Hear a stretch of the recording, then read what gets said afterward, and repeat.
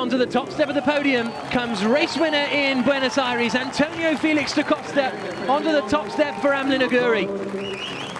Second place will be Nico Prost, the man who took pole position for the opening round of the season in China, Beijing, but finally he sees it through to the end and is on the podium with a second place finish.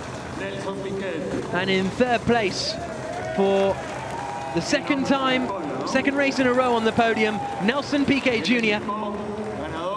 And he's got his ski goggles, but the top step of the podium, the Portuguese driver, Antonio Felix da Costa. And there's Mark Preston from the Amlin Aguri team coming out onto the podium as well.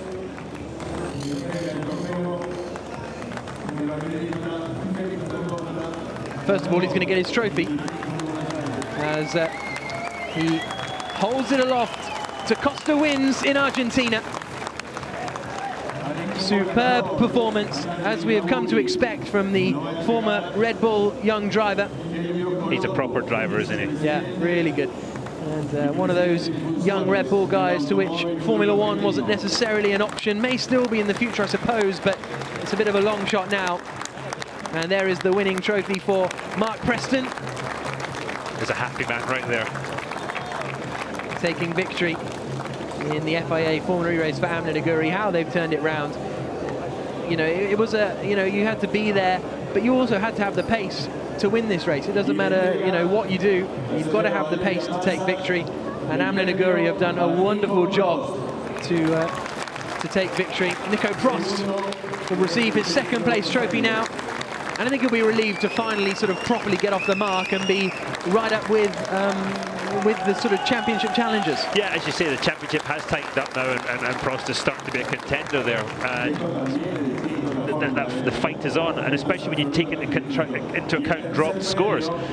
That's something that's going to start becoming more and more of an interest as the season goes on.